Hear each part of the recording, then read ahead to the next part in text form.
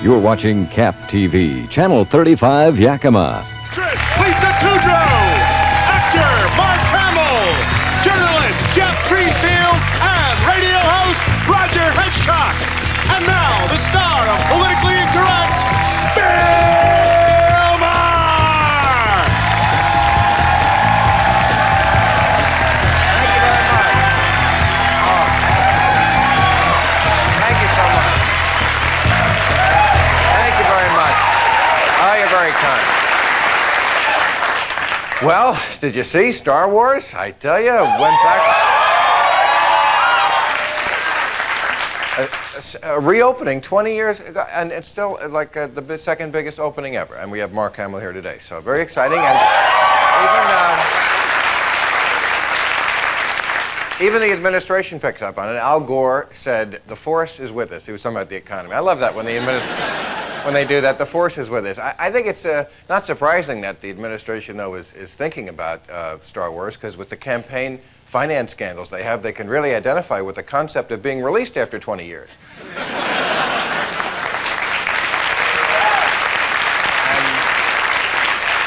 Yeah, Al Gore said, you know, with the American economy the way it is, the force is with us. I love that when they pick up on those cultural things like that. Then he admitted that R2-D2 is his father. And he compared Newt Gingrich to Uranus, which I think was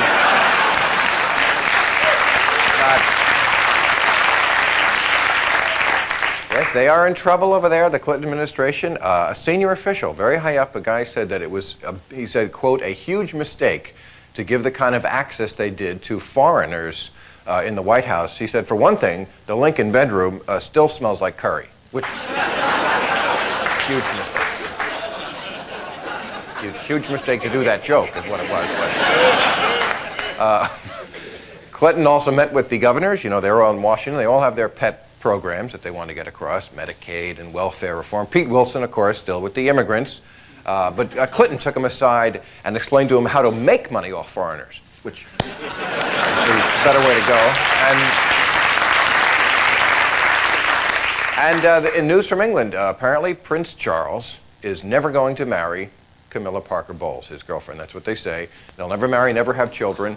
And geneticists are saying that this is the best news since the polio vaccine. Anyway, thank you for coming. It's all been satirized for your protection.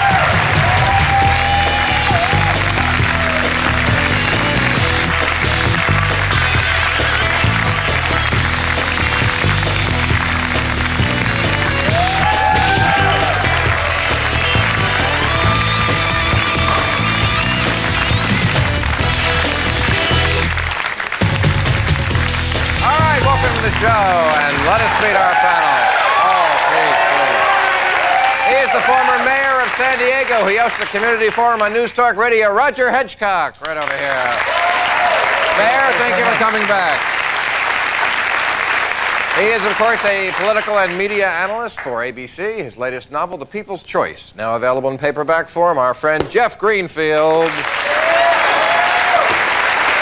Good to see you, my friend. Hold it up to the whole show. Thank you. His graphic novel is called Black Pearl, and his film Star Wars, or something like that, made $36 million this weekend. Mark Hamill. Nice to meet you. Congratulations.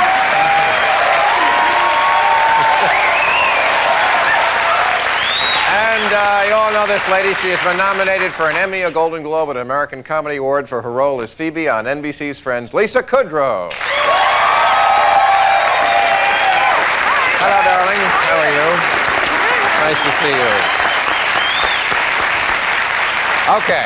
Now, sit back and I'll entertain you here for a second. Well, it's time once again to bestow our time-honored Prince Rogers Nelson Get Over Yourself Award, which we confer upon those persons or groups most in need of getting over themselves. Tonight's recipient is a World War II villain, a group whose name alone conjures up visions of pure evil. Of course, I'm talking about the Swiss. I'm sure you've all heard the dirt lately about how they were the bankers for the Third Reich, and believe me, the Goebbels estate has the free calendars to prove it. It's true. Swiss banks were the place of deposit for all the dough that rolled in while Hitler looted Europe. Hitler, remember him? Oh, yes, if you think Hitler is just a mass murderer, think again. World War II was also a stick-up. But like today's Miami banker who takes $1 million deposit in small crumpled-up bills and pretends it's from a dry-cleaning business, so the Swiss looked the other way when dirtier money yodeled its way into their accounts. Even our own Senator Alphonse D'Amato says that Swiss bankers are guilty of 50 years of deception. And when Al D'Amato calls you a weasel, well... Now... I'll admit, I've had it out for these Swiss bastards ever since I spent a summer over there in 1978. Trust me, the Swiss are the kind of people who would turn you into the police for dropping a gum wrapper on a train. And then they'd throw you into the slammer for a weekend to be terrorized by a fat French homosexual named Jobert. Not that that happened to anyone in particular. I'm sorry, but the Swiss are a cheesy people, and they certainly don't deserve the cuddly cuckoo clock image they have. Yeah, the Swiss are cool because they're the neutral country, man, never gone to war. Well, let's examine the chief reason why that is. Money! Switzerland never gets attacked because everybody's money is there. They just hit on a very clever scam to stay out of the line of fire, or be the guy in the poker game who's holding the money. He never gets shot. Armies will kill civilians, bomb orphanages, strafe refugee columns, but no one bombs money. And so, for capitalizing on this most cynical truth of all, for collaborating with history's vilest villains, and for Slim Whitman, Switzerland, get over yourself!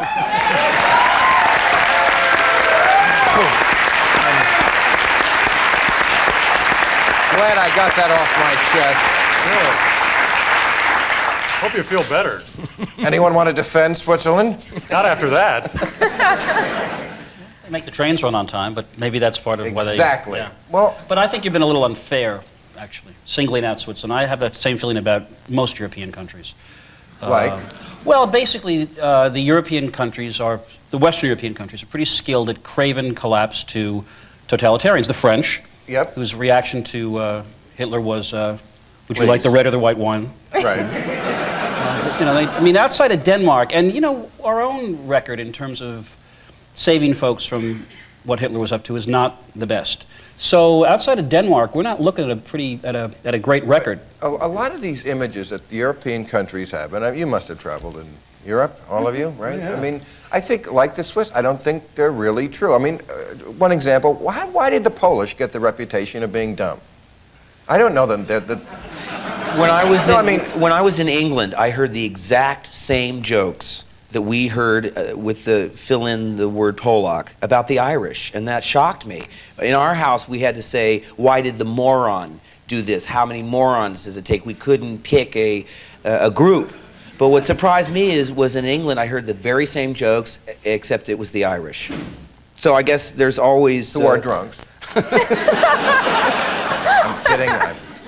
But that's their reputation. Some things are true, though. I mean, you've got that situation. These things are myths, but they're built on what? Experience people have So in you're daily saying life. Polish people are dumb and Irish are drunk? No, Well, the ones that came to America. I think think it's it's a shock because the Russians got here first and started all the Polak jokes. The Russians got here first? Yeah, the Russian immigrants came over and just started making fun of the Poles Oh, no. that they knew from back home. So they get dibs on the pejorative humor. It's a good theory, though. You know, it's possible. And also, since we all know that the Jews run the comedy business, they're not going to write jokes about how stupid they are. Right? It's not going to happen. Yes, well, all right. Marlon Brando What movie. about the English? No, how come the English conquered half the world, but they can't figure out central heating, dentistry, or how to cook? Nobody's perfect. I mean, seriously, what is up with that? That's why they conquered half the world. Who wanted to stay home? I mean, these people boil toast. I mean, I They're don't still think. mad at us. Now, my eldest son was born in England, and in the bicentennial, in 1976, we were in England, so we missed the big whoop-de-doo over here. And I always got the attitude, and it's generalizing, of course, that they had the feeling that we were sort of wayward children who were just needed to learn that they were right all along. I mean, they didn't call it Independence Day. The July 4th holiday to them was Good Riddance Day. And I was really surprised, Right. you know, because everybody loves their own country the best, but I still think that Not the French. no, Isn't your husband French? Yeah. He hates it there. Oh, no. What? Well, in case someone hears, it'll be bad for him. Do they get this program in France? Why does he hate it there? He hates Parisian people, mostly. They're judgmental and over very superficial things, and they're ridiculous. And their reputation. And their reputation for food is preposterous, too, because who couldn't make food taste good if you smothered it in butter? I could eat a snail. It's true. Right. But not only that, but the French people that I've met, you can take them to the worst restaurant, and if the presentation is nice, they say, but it's delicious. You know, it's like the best thing they've ever eaten. They're not really that discriminating. I don't think Princess Di is bulimic. I just don't think she can get down the food any better than anybody else over there. Anyway, we're a little over time. We have to take a break, and we will return.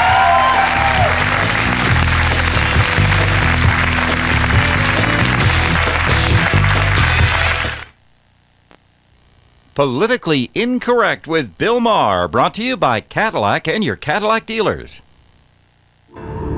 Once upon a time, there was a beautiful princess who wanted a little more magic in her life. So she went to see the wizard and asked him what to do. Get a Katera, said the wizard, and suddenly there was a coach like she'd never seen before. Well, off they drove into the night with the beautiful princess at the reins. This is magic, thought the princess, but I don't know whether to buy it or lease it. Well, either way, I'll just put it on my bill, said the wizard. Katera, it's the caddy that zigs. A daughter. A daughter. She's going to need all my love. She's going to need lots of hugs and hours of stories and dolls, braces, designer jeans, summer camp, a second phone, third bathroom, computer, college, car, and a huge black tie wedding. With ice sculptures. Honey? Why does Visa Gold give you so much purchase power? Because believe us, you're going to need it. Congratulations, Mr. Miller. Visa Gold, it's everywhere you want to be.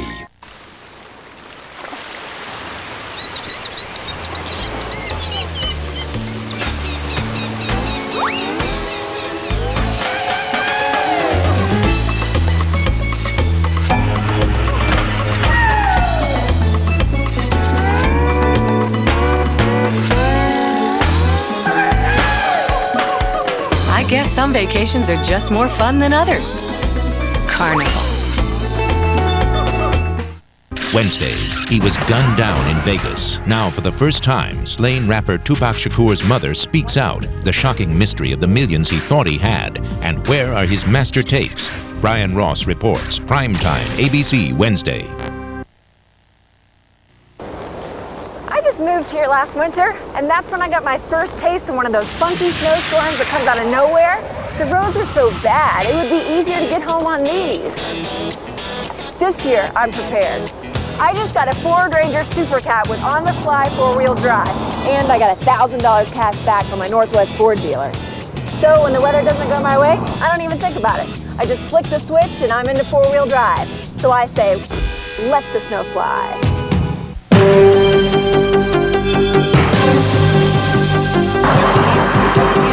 Call your local Red Cross. With us now.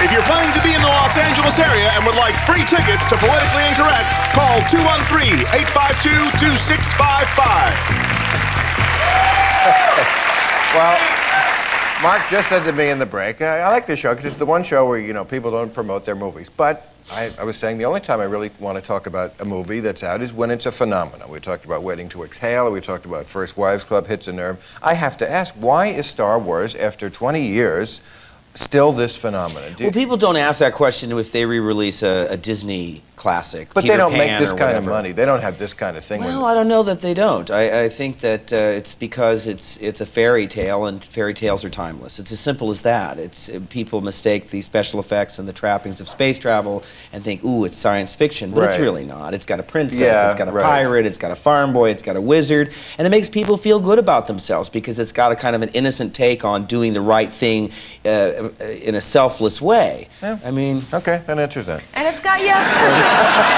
I have to tell you mentioned Al Gore talking about the forces with the economy, and I remember the only other time politics intruded on us, and it made me really mad because I didn't really care about all the lawsuits flying about, because when with great success, of course, come lawsuits. But when the Reagan administration appropriated our name for that.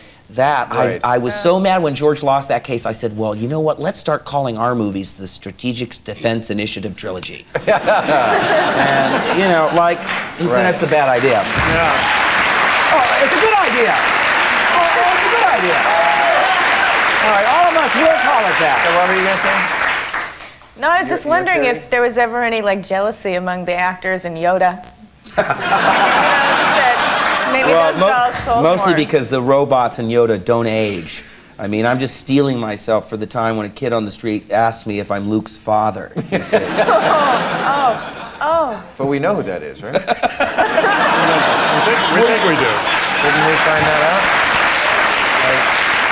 Well, you know, my son is closer to Luke's age than I am now. So when I went to the movie for the first time in 20 years, I hadn't seen it. And for some reason, I was very moved because it seemed to me as though that were him, not me. Wow. And that's also a great way to not take responsibility for your performance. You know, your Reagan comment, though, is interesting because I think that movie coming out in the late 70s like that, with the morality play, the good versus evil and all of that, I think that laid the cultural groundwork for Reagan being elected in 1980 with this evil empire. It's not our fault. Sure. Wait a Big second. government, wait a minute, big government was the big galactic war machine and all that stuff. That was pretty symbolic stuff. Oh, so it's our fault now. Yes, it is.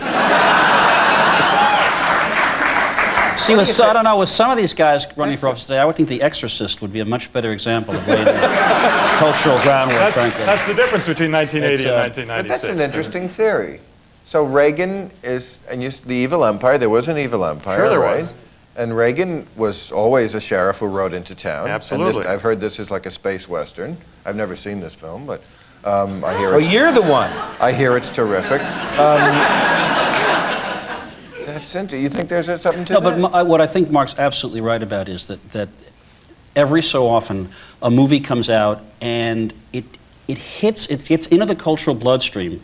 Sometimes they're very well done, and sometimes, you will forgive me, like with Independence Day, clearly the aliens bombed the writer's shack first because the movie absolutely makes no sense.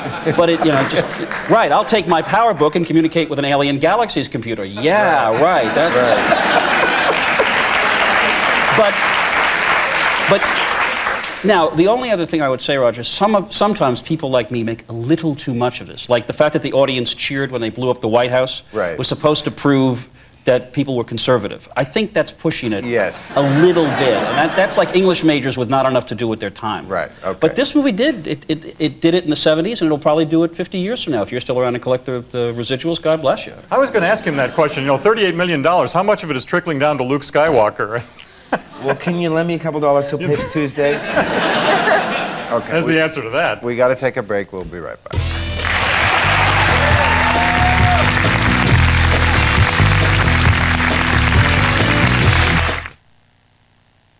Every year I try to quit smoking cold turkey. But this year is my year. I'm committed. I'm psyched. And I have help. Nicorette gum. To help control my cravings. It's not like the patch. Nicorette lets me decide how much nicotine to use and when to use it, so I can stop smoking now. The idea is by this time next year to save enough money by not smoking to be not smoking in Cancun. Nicorette gum will help you quit smoking successfully by helping you control your cravings. You can do it. Nicorette can help. I am Autobahn, Lord of the Highways. Do you think you have what it takes to tame me? Do you? Try me. I dare you. The all-new ES 300. The the road is calling. Answer it. Come back. I let you win that time.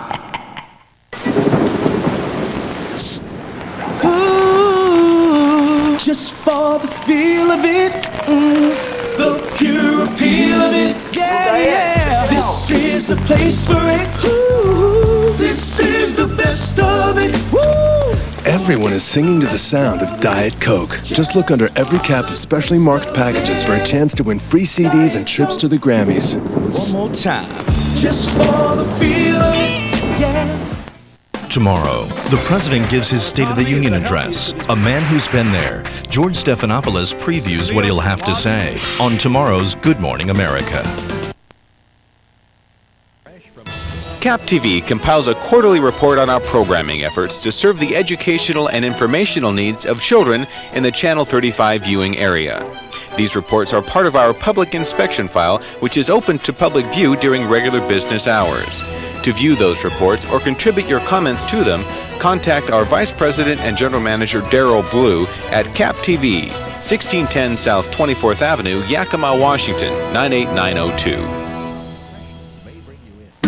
Can you stop when you wanna get started? Make some noise, get in the know. Wanna get inspired, get some fire. Takes you higher than you thought you'd go. Get with the program. Get with the program. Wanna get in the game? You know her name. Alright, get with the program. The odds of your child touching the stars are out of this world. The chance she'll grow up to be a famous architect is somewhat more down to earth. But the chances are more than 1 in 4 your baby isn't fully protected against childhood diseases. Be sure his baby shots are on schedule. Ask your doctor at every visit. Give your child the chance to be whatever he wants, even if it's a rock star. Even if you're sure, ask again.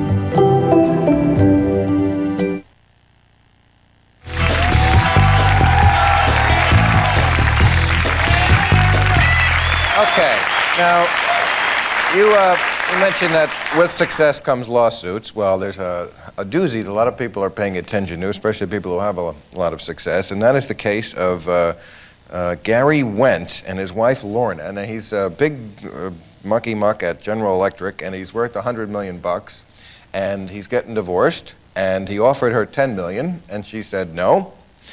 And she says she wants half, and this is not a community property state. So usually when the money is this big, they get nowhere near half. But she says, Gary wanted to buy out my partnership, and I didn't want to be bought out.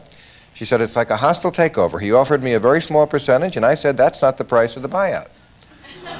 And the question is... Who says true love is dead? Yeah, You know, right. you can write poetry like that. That's a Valentine's Day card. Well, she said, is it an equal partnership, or is a housewife a junior partner?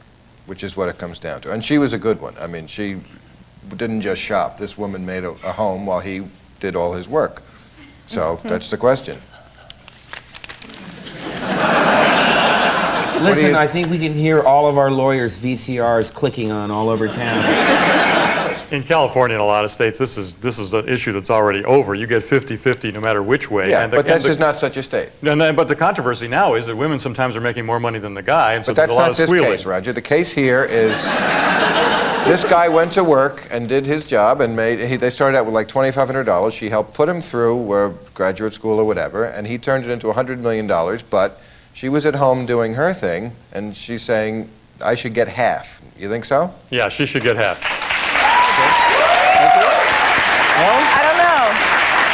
I don't know. I think it depends. It depends on the relationship. You know, if she was always really mad that he was away working all the time, then she wasn't that supportive in the money-making effort. Well, I might be being too logical about it, but I hate the whole alimony thing that you try to just decide how much a human being is worth after like 10 years of a relationship. That's just so weird. It seems like if you cared at any time about the person you spent, your married life with, you want them to be able to exist in the lifestyle that you both became accustomed to, as close as you can. Well, that's what they usually do. They give just enough money to the $10 million probably would have done it. You probably could live on that. But she's saying no. I was there from the beginning, and I want half. What she's gonna do. This is probably what is called, having a law degree I blessedly never had to use. And you're divorced too, right? Yes. So what do you think? Yes. Believe it or not, I think if she can prove, and that's what's going to come down to, in an equitable distribution, if she can sit there and prove, 3 nights a week, the dinner parties. And, she was she right. did. Well, then what's going to happen here is the judge is going to use some kind of scale. But what do you think? I think she should get as much as she. Who knows half? I don't know the facts. I mean, the testosterone in me says not half, right? Obviously. That's what I wanted to know there. But the more nurturing side of me. Yeah. The feminine. The junior side. Can you find it? It's around somewhere. Says 10 may not be enough. I mean, they're going to actually sit down, and this is one of the many things that makes law the lunatic profession it is. They're going to sit down and try to measure this. A judge is going to sit down and say, well, what did she do? All right, if he did all the big corporate breakthroughs, maybe 20%. But there's no reason to think that just because she wasn't at, GE developing, the new light bulb, that she didn't earn a heck of a lot of what he did. Are there kids involved in this case? That they don't say. Because I always think of it as like checks and balances, and to me, the money aspect of it does keep you in line to a certain extent, but to me, the idea of somebody else raising my kids, it always gives you the impetus to try and work things out. I mean, because once you have the kids, that's a real investment of your life. But also, these big corporate types, have you ever seen them when they're going through a divorce or something? They're nothing. They're jello. They become miasma. They're just, so I think she should get as much as she can. Yeah, what do you want? Dennis Rodman, I mean. Okay. All right, we've settled it again. We'll be right back.